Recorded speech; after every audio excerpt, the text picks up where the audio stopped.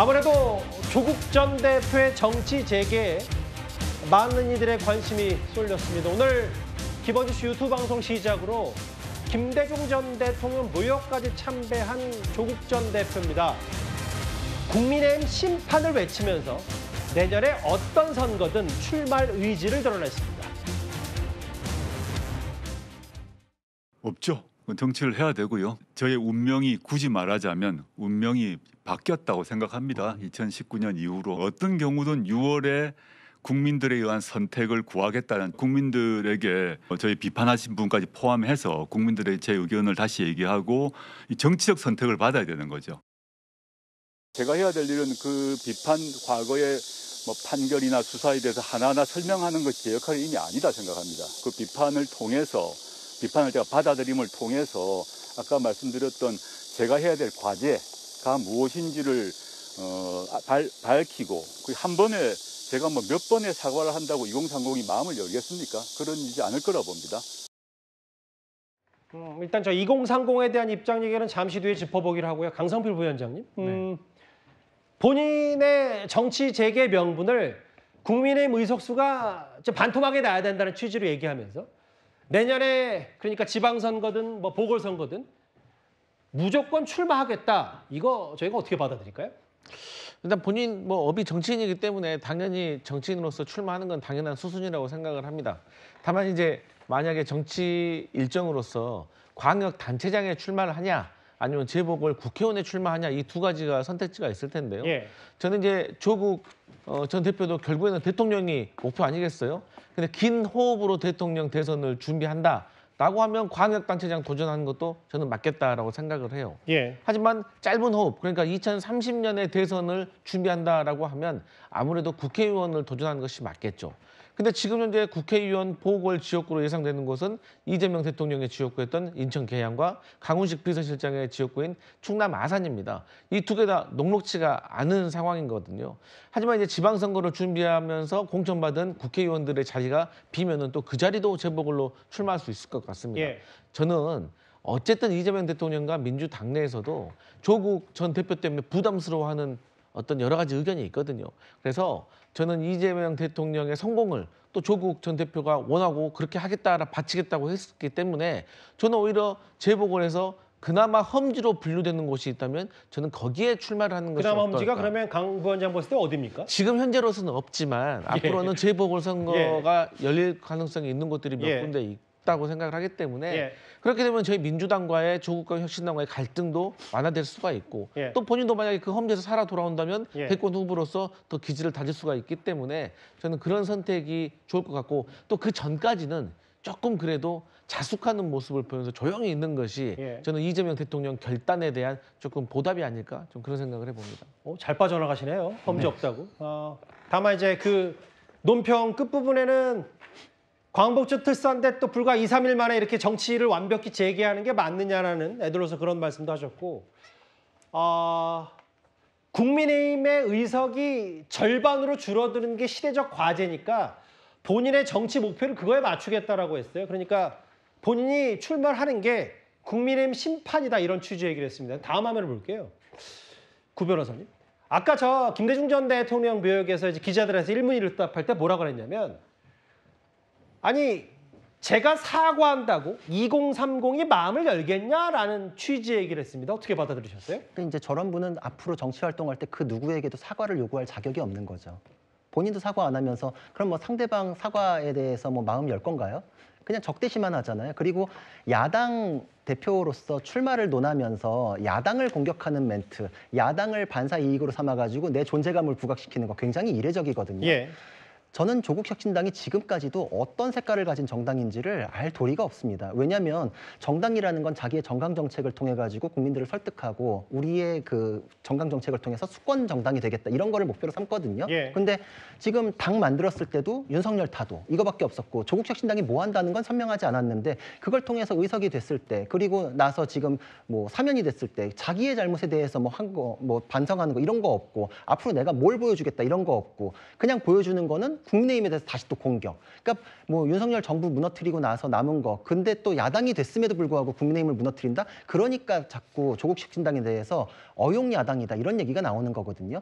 그러니까 지금 조국혁신당이 지난 대선에 정당임에도 불구하고 심지어 의원 의석이 있음에도 불구하고 대선 후보를 안 냈다라는 거는 정당으로서 사실 자격 상실이다 이렇게 볼 수 있어요. 그거에 대가로서 지금 사면을 받고 났는데 명분이 굉장히 좁아졌다. 앞으로의 입지는 더 좁을 거다. 왜냐? 지금 누군가를 공격하면서 자신의 자리를 잡고 온 반사체로서의 이미지밖에 없거든요. 앞으로도 그걸 뒤집고 국민들에게 조국 그 자체로서 선택받을 거는 쉽지 않겠다 이렇게 생각을 합니다. 그러게요. 꽤 숨가쁘게 움직였어요. 정치 재개, 출소, 가족 식사. 뭐 가족 식사 얘기 잠시 뒤에 만나보겠지만 김대중 전 대통령 묘역을 참배하고 이런 부분 같아요. 앞서 지나갔던 화면 다시 한번 부탁드릴게요. 성치훈 부의장님. 네. 굳이 구자랑 변호사의 논평을 제가 다 옮겨오지 않더라도 그래도 사면 대상이 됐으면 형기를 다 못 쳤으면 1번 똑바로 된 사과는 해야 되지 않냐. 그리고 2번 야당 심판을 외칠 게 아니라 뭐 사실은 심판이라는 건 심판론은 정권 심판론이 주인데 나오자마자 또 국민의힘 심판 내란 척결이 안 됐기 때문에 해야 된다라는 사과다라고 국민의힘 심판 외치는 게 이런 두 가지가 지금 정부 여당에 더 도움이 안 될 것 같다는 취지의 얘기를 어떻게 받아들이십니까? 일단 국민의힘에 대한 심판적 부분을 좀 따로 먼저 말씀을 드리면 그 부분에 대해서는 아까 제가 정청래 대표에 대한 얘기를 할 때랑 좀 결은 같이 합니다. 그러니까 조국 전 대표가 이 안에 있을 때부터 보았던 모습들 사실 결국 탄핵을 당하고 파면을 당해서 조기 대선에 의해서 정권이 바뀌었음에도 불구하고 반성을 하고 있지 않은 국민의힘에 대해서 저는 뭐 조국 혁신당의 전직 대표로서 경고성 메시지로 저런 말을 충분히 할 수 있다고 생각합니다. 예. 저런 말들은 뭐 저는 문제는 없다고 생각하고요. 다만 2030 세대에 대한 저 발언, 사과 발언 관련 문제는 저는 매우 부적절했다고 생각합니다. 조국 전 대표가 저렇게 말씀하시면 안 되죠. 왜냐면은 정치인이라면은 본인에 대한 비판 세력이 있다 하더라도 그들을 설득할 때까지 끊임없이 노력을 해야 됩니다. 예. 그러면은 내가 사과를 한다 하더라도 받아주지 않지 않겠느냐가 아니라 예. 그들이 받아줄 때까지 난 그들에게 사죄를 구하고 열심히 노력하겠다는 메시지가 나와야죠. 예. 조국 혁신당 지금 뭐 저렇게 지금 12석 그리고 내년 지방선거도 도전할 정당 아닙니까? 그럼 2030 세대는 포기하고 선거 치를 겁니까? 예. 그리고 저렇게 발언하는 것 자체가 사면을 해준 민주당, 이재명 대통령과 민주당에도 영향을 줄 수밖에 없기 때문에 예. 저는 저 발언에 대해서는 본인이 저 발언에 대해서도 사과를 하셔야 되는 상황이 왔다. 2030 세대에 대해서 예. 본인이 어떤 입장을 갖고 계신지 그리고 지금 사실 아까 우리가 봤던 금태섭 전 의원과의 좀 직접 이렇게 논쟁을 했던 건 아니지만 예. 금태섭 전 의원이 지적했던 부분 중에 하나가 그래서 위조를 했다는 겁니까? 안 했다는 겁니까? 왜 그거에 대해서는 입장을 밝히지 않습니까? 입시 비리 혐의에 대해서요? 그렇죠. 그거에 대해서는 저는 조국 전 대표가 입장을 밝힐 필요가 있다고 생각합니다. 그걸 밝혀야 진정성 있는 사과를 할 수 있고 예. 그걸 밝혀야 2030 세대에 대해서 언젠가 용서를 받을 수 있다고 저는 생각합니다. 오늘도 괜찮으시겠어요? 예. 타당의 이야기입니다. 예. 타당, 그렇죠. 야당 얘기니까. 그렇죠. 예. 이현정 의원님. 네. 한동훈 전 대표는 오늘 한 발 더 나아가서 조국 전 대표는 사면이 아니라 탈옥한 거다. 그렇게 억울하고 무죄라면 재심을 청구해야 된다라고 얘기를 했어요. 그러니까 조국 전 대표가 딴 분도 아니고 이 로스쿨 교수였지 않습니까? 그러면 법에 대한 움직임에 대한 누구보다 잘 알 겁니다. 자, 그러면 본인 2년 확정됐습니다. 부인 4년 확정됐습니다. 부부 합의 6년입니다. 6년이면요 굉장히 엄중한 범죄입니다. 자꾸 본인이 뭐 정치 검찰에 기소 때문에 그랬다는데 아니, 검찰이 잘못 기소했으면 당연히 1심, 2심, 3심에서 수정했겠죠. 근데 지금 문제 삼으려면 지금 법원을 문제 삼아야 되는 거 아니에요? 그 1심과 2심과 3심 대법원 대법관들 전부 다 문제 삼아서 예. 복수열전 해야죠. 왜 나 죄 없는 나를 징역 2년이나 죄 없는 우리 와이프를 왜 징역 4년에 살았냐? 그거 해야 되지 않습니까? 근데 지금 그거를 기소했던 지금 윤석열 전 대통령 한동훈 대표한테 지금 뭐 용서하지 않겠다 이야기하는 것인데 이거야말로 복수열전 아닌가요? 그러니까 뭔가 자기가 잘못한 거에 대해서는 1도 구체적으로 사과도 한 번 하지 않고 예. 자 검찰이 당연히 어떤 죄에 대해서 이 기소를 하게 되면 그럼 검찰이 해야 될 임무입니다. 그럼 법원에 판단하잖아요. 법원에 잘못 기소하면 무죄 할 거 아니겠습니까?